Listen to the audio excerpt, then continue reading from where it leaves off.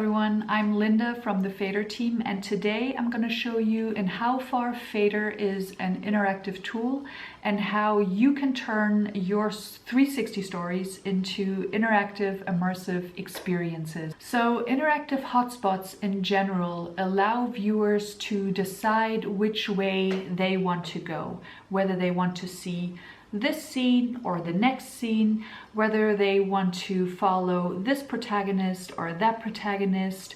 And also for content producers, interactive hotspots allow them to break free from linear storytelling. Okay, so you log in and add a new story, or you can edit an already existing story like the test story, and you get to your Fader editor and start creating your scenes with different content.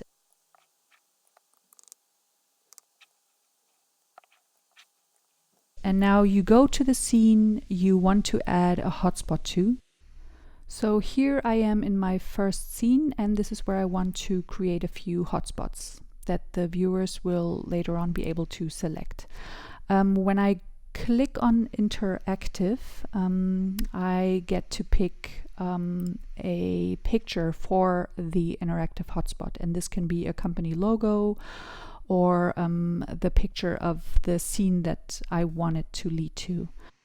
I can also add text to the individual hotspots so that the viewer will understand where the hotspot will lead them to. And here is a scene that will lead to the city center. And I'm just going to reposition it to the left. Hotspot and text, because I want to add even more interactive hotspots, which is nice because in Fader you can add more hotspots into one scene. I'm just going to check which scene my next interactive hotspot should lead to. So I'm adding another one. I have to pick another picture for the hotspot. I'm just going to take the same one. Again, I'm going to reposition it, this time more to the right. And I am going to add the scene that it's supposed to lead to.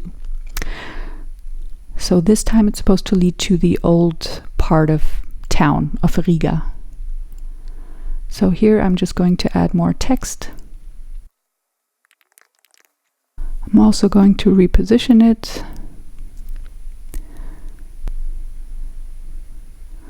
And because I like the process so much, I'm just going to add yet another interactive hotspot. And this time I'm going to pick another picture for the hotspot. This time I'm going to take the picture of that next scene that the hotspot will lead to.